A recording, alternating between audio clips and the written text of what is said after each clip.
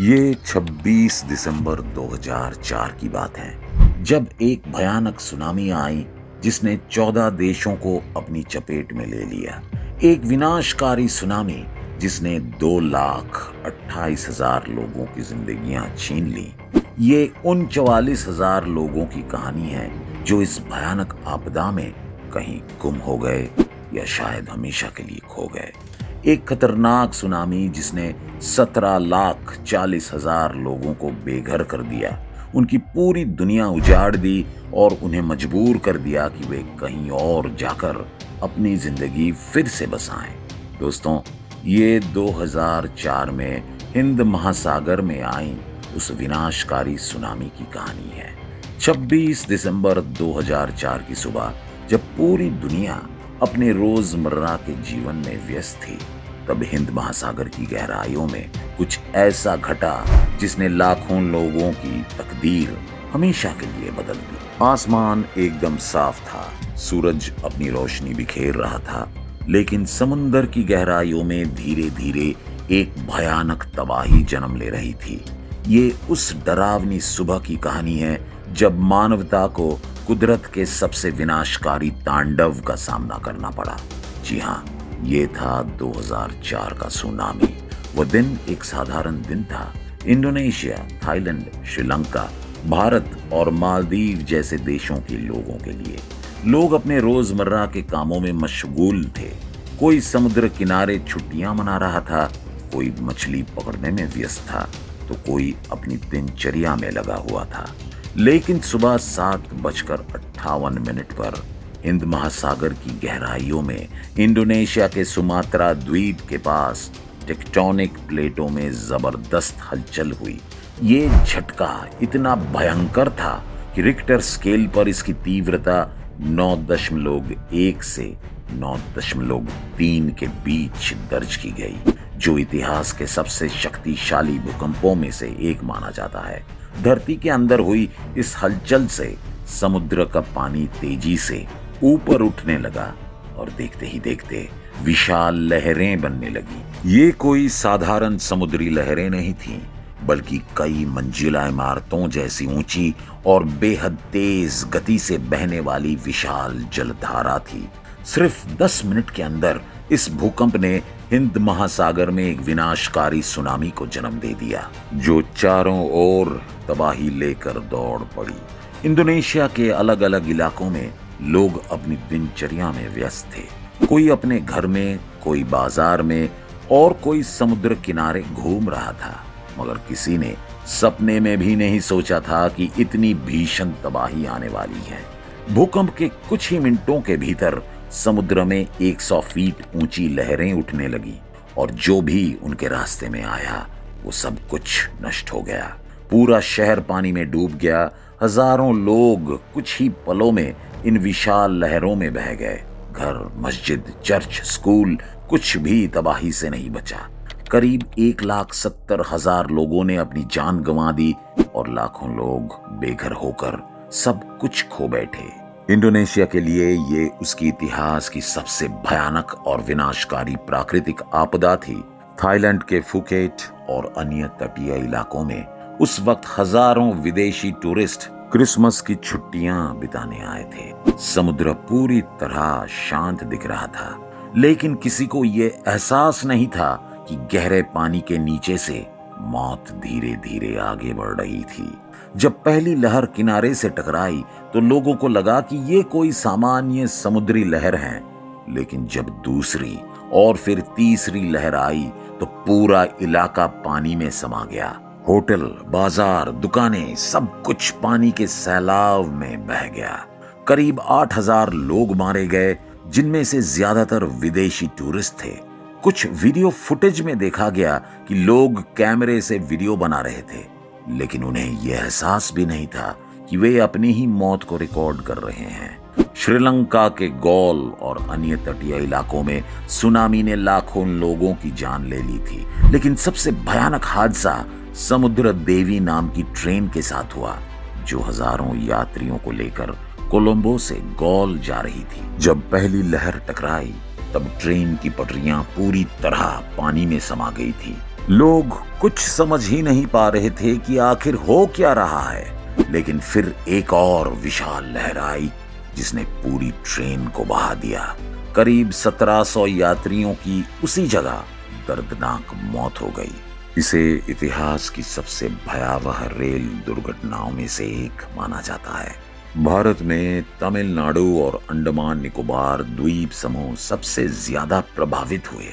चेन्नई, नागापट्टिनम और कड्डालोर में उठी विशाल लहरों ने पूरे के पूरे इलाकों को तबाह कर दिया।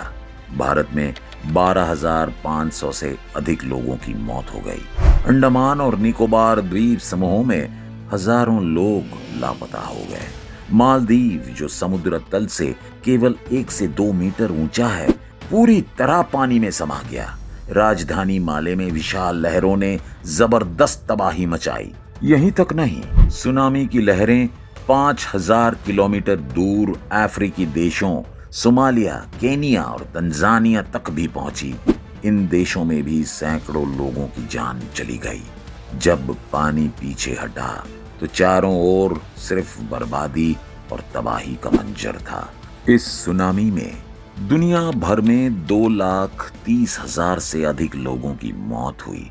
करीब 14 देशों में इस सुनामी ने तबाही मचाई।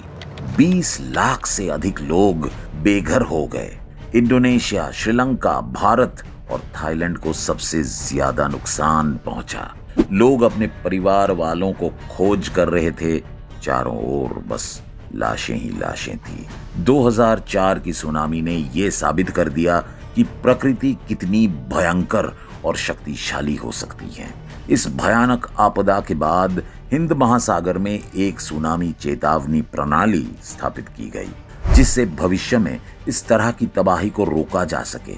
2004 की सुनामी केवल एक प्राकृतिक आपदा नहीं थी, बल्कि ये एक कड़वी सच्चाई थी कि इंसान चाहे जितना भी शक्तिशाली क्यों ना हो, प्रकृति के आगे उसकी ताकत नगण्य है। ये त्रासदी आज भी उन लाखों लोगों की यादों में ताजा है जिन्होंने अपने परिवार और अपनों को इस आपदा में खो दिया। अब सवाल यह है कि क्या 2004 के बाद ऐसी विनाशकारी सुनामी से बचने के लिए कोई ठोस कदम उठाए गए हैं? 2004 की सुनामी पूरी दुनिया के लिए एक चेतावनी साबित हुई। इस भयावह तबाही ने वैज्ञानिकों और सरकारों को मजबूर कर दिया कि वे भविष्य के लिए ठोस सुरक्षा उपाय करें ताकि ऐसी आपदाओं से बचा जा सके। सबसे बड़ा बदलाव ये था कि हिंद महासागर में पहली बार एक अत्याधुनिक सुनामी चेतावनी प्रणाली लगाई गई, जिसे Indian ocean tsunami warning system के नाम से जाना जाता है। 2006 में यूनेस्को और अन्य अंतर्राष्ट्रीय संगठनों ने 26 देशों की मदद से एक अत्याधुनिक चेतावनी प्रणाली स्थापित की। समुद्र के अंदर सेंसर और बॉय लगाए गए जो किसी भी भूकंप या समुद्री बदलाव को तुरंत पहचान सकते हैं। सैटेलाइट और संचार केंद्र बनाए गए जिससे सरकारों को कुछ ही मिनटों में सुनामी की चेतावनी भेजी जा सके। अब अगर समुद्र में कोई बड़ा भूकंप आता है तो ये सेंसर तुरंत उसे पकड़ लेते हैं और तटीय इलाकों को पहले ही सचेत कर दिया जाता है। 2004 की सुनामी से पहले हिंद महासागर में ऐसा कोई केंद्र मौजूद नहीं था जो इस तरह की आपदाओं की निगरानी कर सके। लेकिन अब दुनिया के कई हिस्सों में सुनामी चेतावनी केंद्र बनाए जा चुके हैं। ये केंद्र लगातार समुद्री गतिविधियां पर नजर रखते हैं और जैसे ही किसी क्षेत्र में खतरे की आशंका होती है, तुरंत चेतावनी जारी कर दी जाती है। अब तटीय क्षेत्रों को सुनामी के प्रभाव से बचाने के लिए बड़े बड़े दीवारें और ऊंचे बांधों का निर्माण किया गया है। जापान ने अपने तटीय शहरों के चारों ओर ऊंची दीवारें बनाई हैं, जिससे समुद्री लहरें शहर में प्रवेश ना कर सकें। भारत और श्रीलंका ने कुछ तटीय क्षेत्रों में मजबूत पेड़ लगाए हैं जो समुद्री पानी के तेज बहाव को कुछ हद तक रोक सकते हैं। इंडोनेशिया और थाईलैंड में लोगों को ऊंचे और सुरक्षित स्थानों पर बसाया गया है, जिससे वे सुनामी के दौरान आसानी से सुरक्षित स्थान पर पहुंच सकें।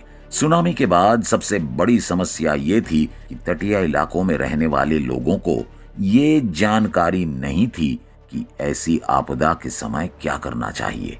स्कूलों में छात्रों को ये प्रशिक्षण दिया जाता है कि सुनामी के दौरान खुद को कैसे सुरक्षित रखा जाए।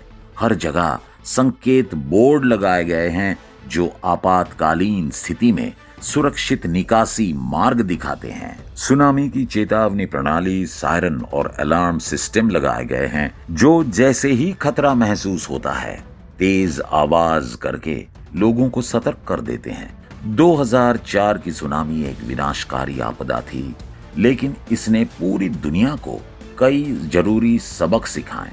आज के दौर में अगर किसी समुद्र तटवर्ती इलाकों में भूकंप आता है तो कुछ ही मिनटों के भीतर चेतावनी जारी कर दी जाती है, जिससे लोग जल्द से जल्द सुरक्षित स्थान पर पहुंच सकें। प्रकृति की ताकत को रोक पाना नामुमकिन है, लेकिन सही टेक्नोलॉजी, जागरूकता और सुरक्षा उपाय अपनाकर कई जानें बचाई जा सकती हैं।